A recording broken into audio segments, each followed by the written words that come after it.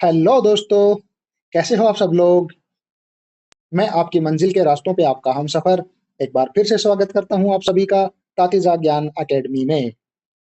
दोस्तों, हमने शुरू किया था एनसीईआरटी कक्षा 9 विज्ञान और उसमें अपना पहला चैप्टर चल रहा है हमारे आसपास के पदार्थ। उसका प्रथम भाग हमने आज हम दूसरा भाग शुरू कर रहे हैं जिसमें हम देखेंगे पदार्थ की अवस्थाएँ। तो दोस्तों, पिछली क्लासेस में हमने जो पढ़ा था उसको एक बार क्विकली रिवाइज कर लेते हैं। दोस्तों, पिछली क्लास में हमने सबसे पहले पढ़ा था पदार्थ की परिभाषा। किसकी परिभाषा? पदार्थ की परिभाषा, जिसमें हमने बोला था कोई भी वस्तु जो कुछ स्थान घेरती है और जिसका कुछ द्रव्यमान होता है वो पदार्थ कहलाती है। इसके बाद हमने पदार्थ का भौतिक स्वरूप देखा था। भौतिक स्वरूप में हमें पता चला था कि पदार्थ कणों से मिलकर बना होता है। किससे मिलकर बना होता है? कणों से मिलकर बना होता है। फिर हमने इन कणों का फंडामेंटल कैरेक्टरिस्टिक्स पढ़ा था, जिसमें हमने मुख्य रूप से 4 इनके गुण कवर किए थे। इनमें पहला था कि ये कण बहुत ही सूक्ष्म होते हैं। दूसरा था ये कण हमेशा गतिमान होते हैं और जब गतिमान होते हैं तो इनकी क्या होती है? गतिज ऊर्जा होती है। तीसरा हमने देखा था कि इन कणों के बीच में रिक्त स्थान होता है, यानी कण किसी क्रम में व्यवस्थित रहते हैं, परंतु पूरे पदार्थ में जहाँ भी ये कण रहते हैं इन कणों के बीच में रिक्त स्थान पाया जाता है। क्या होता है? रिक्त स्थान कणों के बीच में पाया जाता है। और चौथा और अंतिम गुण हमने देखा था कि इन कणों के बीच में एक बल काम करता है जो इन कणों को आपस में बांधे रखता है, और उस बल को हमने क्या नाम दिया था? अंतराण्विक बल।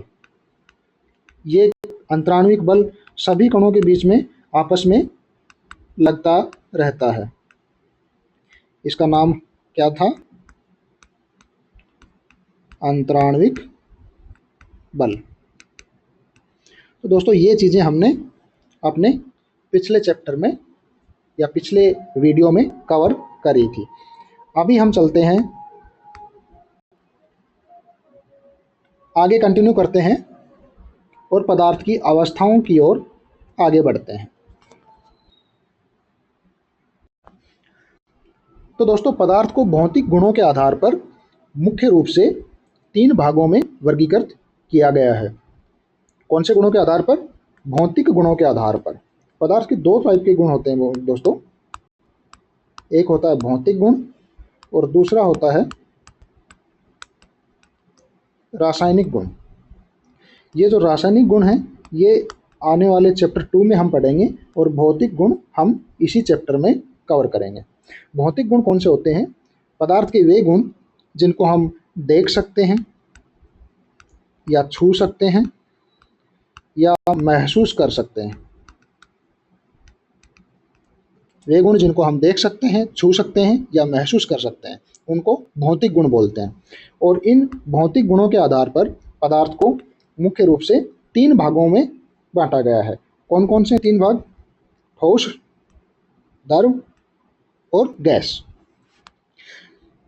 हालांकि इन तीनों अवस्थाओं के अलावा भी 2 अवस्थाएं और पाई जाती हैं। एक है प्लाज्मा और दूसरी है बोस आइंस्टाइन कंडेंसेट। ये दोनों अवस्थाओं का जिक्र हमारे चैप्टर में नहीं है, इसलिए हम मुख्य रूप से केवल 3 अवस्थाओं का ही अध्ययन करेंगे, ठोस, द्रव और गैस। फिर भी आपकी जानकारी के लिए इन दोनों अवस्थाओं के बारे में थोड़ा बहुत ज्ञान मैं आपको अंतिम स्लाइड में दे दूंगा। तो दोस्तों, देखते हैं अपनी 3 मुख्य अवस्थाएं।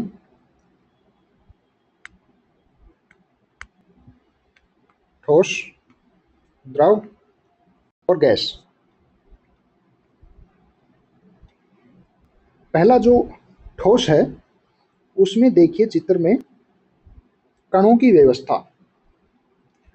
ठोसों में कणों की व्यवस्था बहुत ही नज़दीक नज़दीक और एक व्यवस्थित क्रम में रहती है, जबकि वही आप देखेंगे गैसीय अवस्था में, तो गैसीय अवस्था में कणों की व्यवस्था ठोसों की तुलना में थोड़ा दूर दूर होती है और ये ठोसों की तुलना में कम व्यवस्थित रहती है। क्या रहती है? थोड़ा दूर और थोड़ा कम व्यवस्थित रहती है।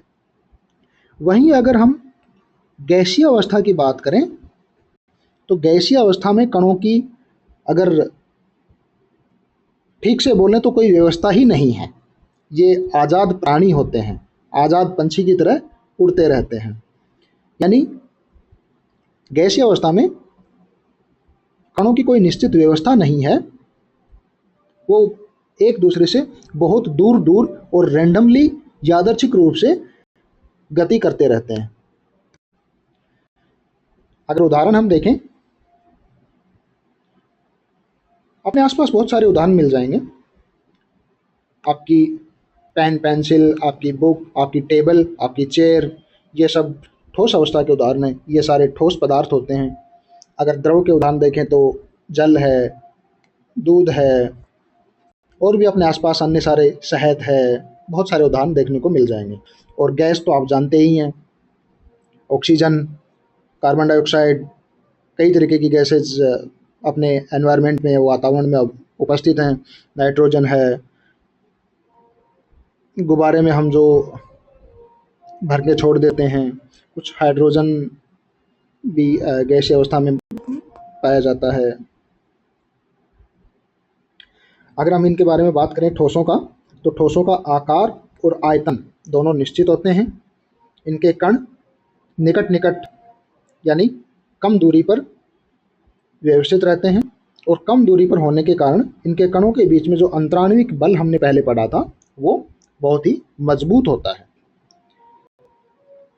वहीं अगर हम बात करें द्रव अवस्था की, तो द्रव अवस्था में आकार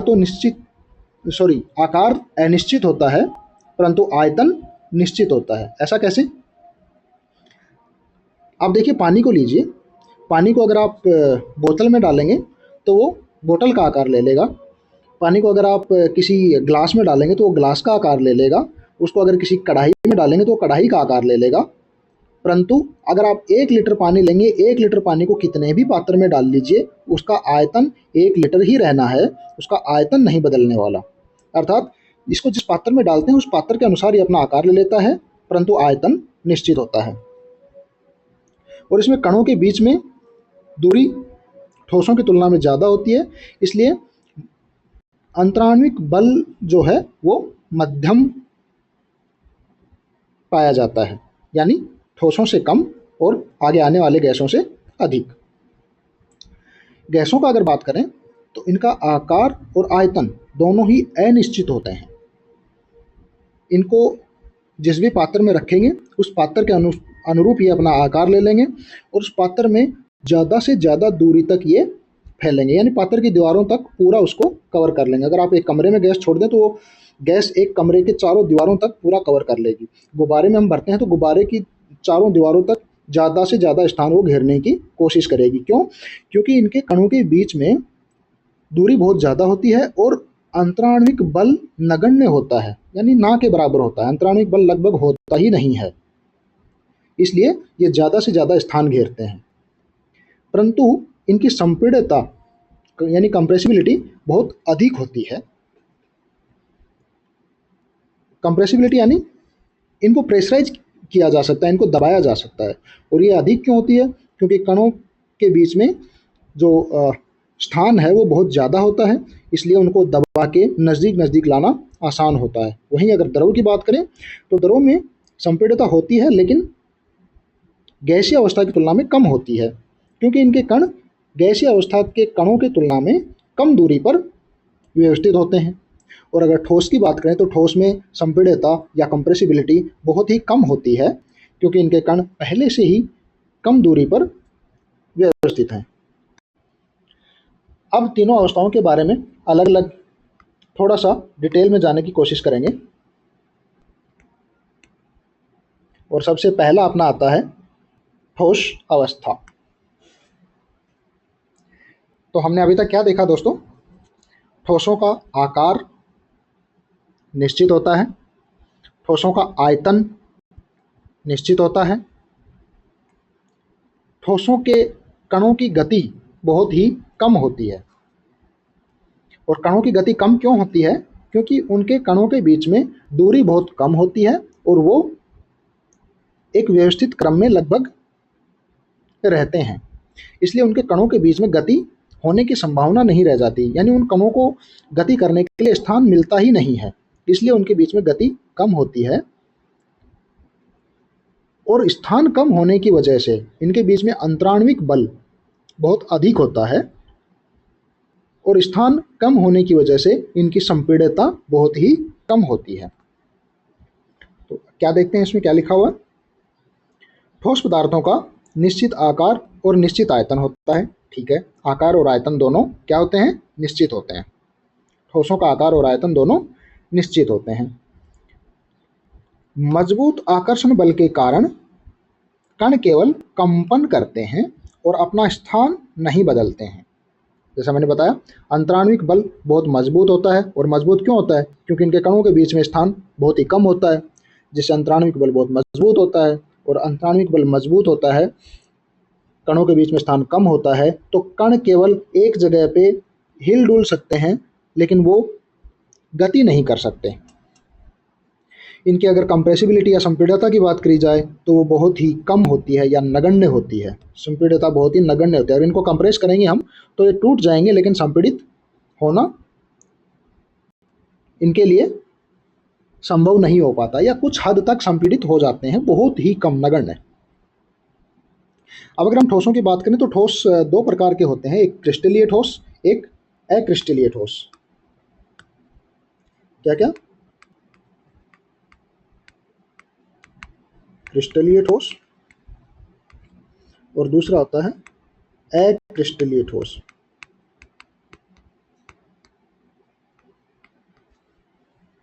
क्रिस्टलीय ठोस क्या होते हैं? इनमें, क्रिस्टलीय ठोसों में कण एक व्यवस्थित क्रम में सजे रहते हैं। इनकी एक निश्चित व्यवस्था होती है कणों की, उसी व्यवस्था में पूरे पदार्थ के कण सजे रहते हैं। उदाहरण के लिए हीरा, हीरे को देखिए, उसमें कणों की व्यवस्था एकदम निश्चित है, वो परिवर्तित नहीं होती है। जिस कण की व्यवस्था जहाँ पे है उस कण की व्यवस्था वहीं पे रहती है, वो परिवर्तित नहीं होती है। यानी एक निश्चित क्रम में इनके कण व्यवस्थित रहते हैं, क्रिस्टलीय ठोसों के। वहीं अगर हम बात करें अक्रिस्टलीय ठोसों की, तो अक्रिस्टलीय ठोसों में कणों की व्यवस्था किसी निश्चित क्रम में नहीं होती है। कण व्यवस्थित होते हैं, लेकिन इनका व्यवस्था का जो क्रम है वो कुछ निश्चित नहीं होता, वो थोड़ा सा रेंडमली होता है और उसको परिवर्तित किया जा सकता है। अगर उदाहरण हम देखें तो रबर है, प्लास्टिक है, इनमें कण व्यवस्थित तो हैं लेकिन किसी निश्चित क्रम में नहीं। रबर को आप खींचेंगे तो वो खिंच जाएगा, छोड़ेंगे तो वो वापस उसी अवस्था में आ जाएगा। यानी उनके कणों की अवस्था को, व्यवस्था को थोड़ा सा परिवर्तित किया जाना संभव है। प्लास्टिक को भी अगर आप मोड़ेंगे तो मुड़ जाएगा। वहीं अगर हीरे को आप मोड़ने तोड़ने की कोशिश करेंगे तो वो मुड़ेगा नहीं, टूट जाएगा, बिखर जाएगा, लेकिन कणों की व्यवस्था उसमें परिवर्तित नहीं होगी। तो ये होते हैं क्रिस्टलीय और अक्रिस्टलीय ठोस। तो ठोस अवस्था आपको क्लियर हुई होगी दोस्तों। अभी हम चलते हैं अपनी अगली अवस्था की ओर, जो है द्रव अवस्था। द्रव में अगर देखें तो इनका आकार निश्चित नहीं होता है। इनको जिस पात्र में रखेंगे उसी पात्र का ये आकार ले लेंगे। इनका आयतन निश्चित होता है, यानी इनकी मात्रा ऊपर नीचे आगे पीछे नहीं होती। मात्रा जितनी लेंगे, यानी आयतन जितना लेंगे, आयतन उतना ही रहेगा। जैसे 1 लीटर है तो 1 लीटर ही रहेगा, परंतु आकार जिस पात्र में रखेंगे उस पात्र के अनुरूप हो जाएगा। वहीं अगर कणों के बीच में दूरी की बात करें तो कणों के बीच में दूरी ठोसों की तुलना में ज़्यादा होती है, और दूरी ज़्यादा होने की वजह से इनमें जो अंतराण्विक बल रहता है वो ठोसों की तुलना में कम रहता है। और दूरी ज़्यादा होने की वजह से ही कणों की जो गति है वो ठोसों की तुलना में ज़्यादा होती है, यानी वो अपना स्थान परिवर्तित कर सकते हैं। जैसे आप पानी को अगर फर्श पे डालेंगे तो वो फर्श पे काफ़ी दूरी में फैल जाएगा, गति करेगा। कणों इनके कण एक जगह से दूसरी जगह गति कर सकते हैं। और इनकी अगर संपीड़ितता की बात करें या कंप्रेसिबिलिटी की बात करें तो ठोसों की तुलना में इनकी कंप्रेसिबिलिटी ज़्यादा होती है, इनकी संपीड़ितता ज़्यादा होती है, यानी कुछ हद तक इनको संपीड़ित किया जा सकता है। क्यों? क्योंकि इनके कणों के बीच में पहले से थोड़ी थोड़ी दूरी ज़्यादा रहती है, तो उस दूरी को संपीड़ित करके कम किया जा सकता है। यहाँ क्या दिया गया है? दरों का आकार निश्चित नहीं होता है, लेकिन इनका आयतन निश्चित होता है। ये उस बर्तन का आकार ले लेते हैं जिसमें इन्हें रखा जाता है। और दरों में बहाव का गुण पाया जाता है दोस्तों, इसलिए ये दृढ़ नहीं होते हैं। कौन सा गुण पाया जाता है इनमें? बहाव का गुण पाया जाता है।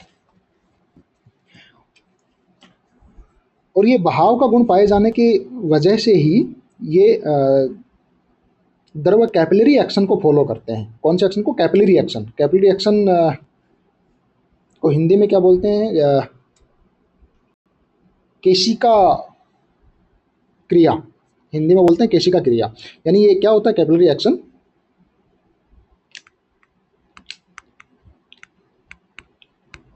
केशिका क्रिया, या इसको केशिकात्व भी बोलते हैं। ये क्या होती है? कैपिलरी एक्शन वह प्रक्रिया है जिसमें कोई तरल पदार्थ बिना किसी बाहरी बल के, किसके?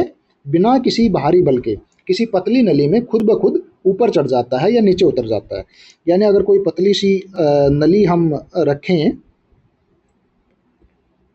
तो अगर यहाँ पे जल है या कोई तरल पदार्थ है, तो ये बिना किसी बाह्य बल के इसमें ऊपर तक गति कर लेगा। इसको बोलते हैं कैपिलरी एक्शन। इसके बारे में आप आगे आने वाली क्लासेस में, आने वाली कक्षाओं में अच्छे से पढ़ेंगे।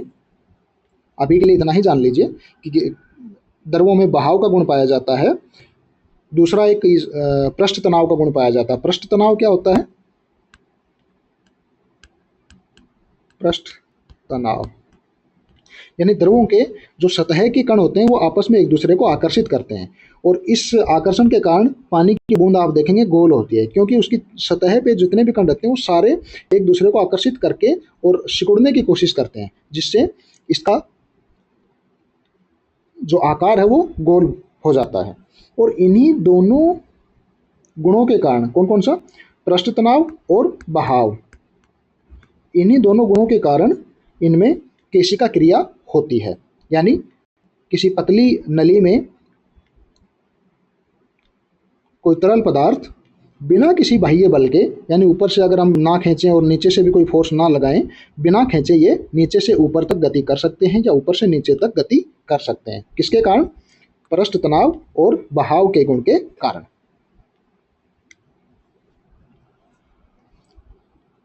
तो आशा करता हूं कि आपका द्रव अवस्था क्लियर हुआ होगा। और अगला हम देखते हैं अपना गैसीय अवस्था। तो दोस्तों अगर गैसीय अवस्था की बात करें तो गैसीय अवस्था में ना तो आकार निश्चित होता है, ना ही आयतन निश्चित होता है।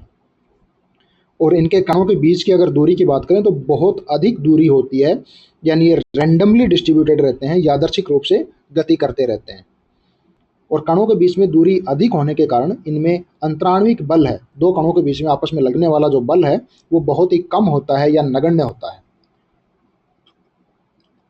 और इनकी संपीड़ितता की अगर बात करें तो इनको काफ़ी हद तक संपीड़ित किया जा सकता है, क्योंकि इनके कणों के बीच में बहुत अधिक स्थान होता है, तो उनको कंप्रेस करके वो स्थान कम किया जा सकता है इन पर दबाव बना के। तो इनकी संपीड़ितता जो होती है वो बहुत अधिक होती है।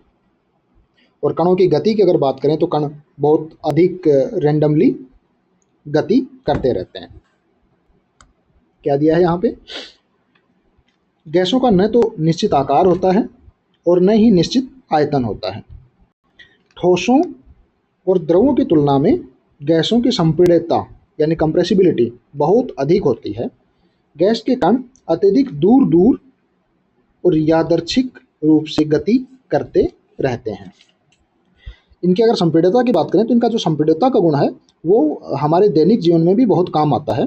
अपना जो एलपीजी सिलेंडर है उसमें भी गैस को संपीड़ित करके, कंप्रेस करके एक छोटे से सिलेंडर में लगभग 15 केजी के आसपास गैस डाल दी जाती है। वहीं अगर हम हॉस्पिटल में बात करें, जो ऑक्सीजन सिलेंडर होता है उसमें भी गैस को कंप्रेस करके रखा जाता है।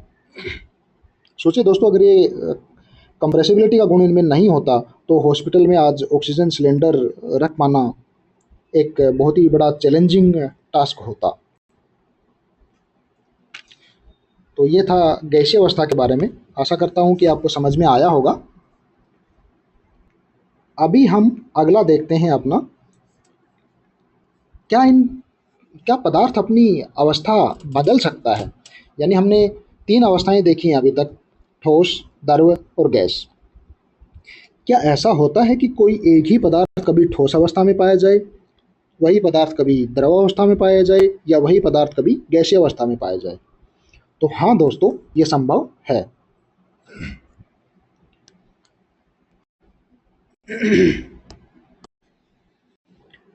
तो दोस्तों पदार्थ की अवस्थाएं सॉरी तो दोस्तों पदार्थ की अवस्थाएं तापमान या दाब में परिवर्तन करके बदली जा सकती हैं। किसमें परिवर्तन करके?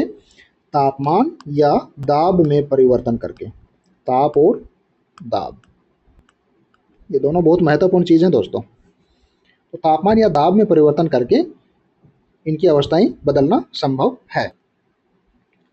ठोस से द्रव में, द्रव से गैस में, और गैस से ठोस में इनका रूपांतरण संभव है।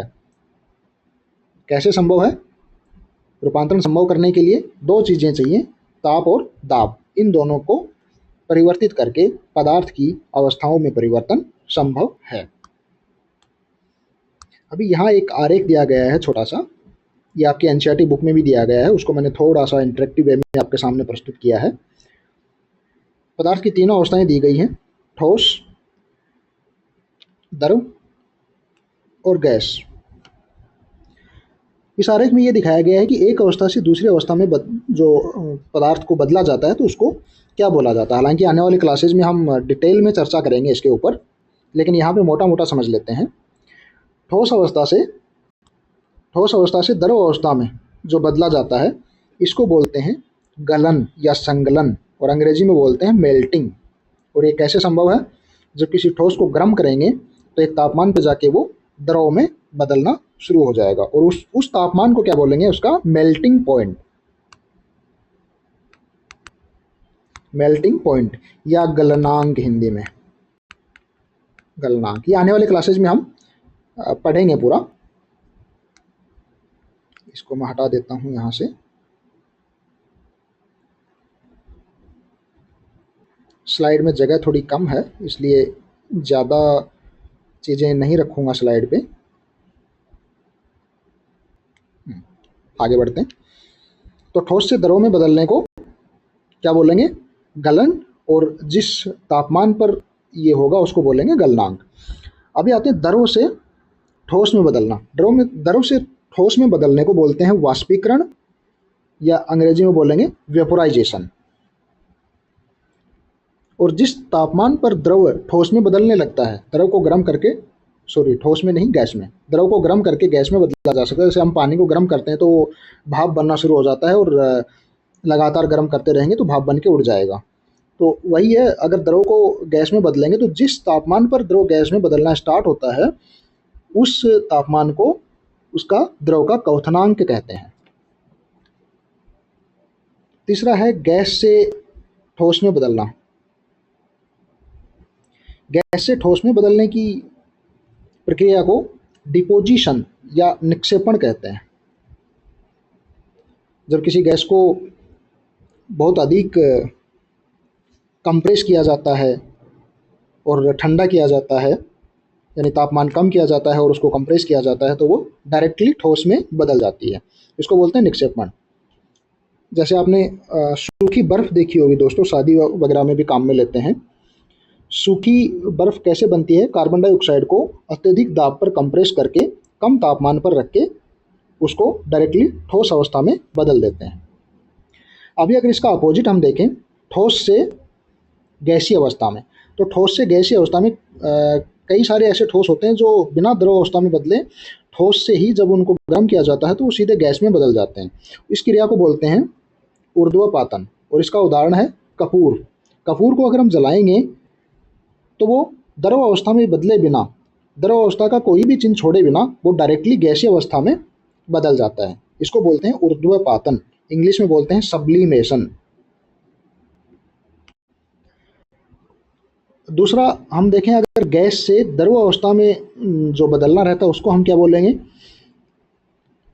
गैस को अगर ठंडा किया जाए या फिर कंप्रेस किया जाए या दोनों एक साथ किए जाएं, ठंडा और कंप्रेस, तो ये द्रव अवस्था में बदल जाती है और इसको बोलते हैं कंडेंसेशन या संघनन।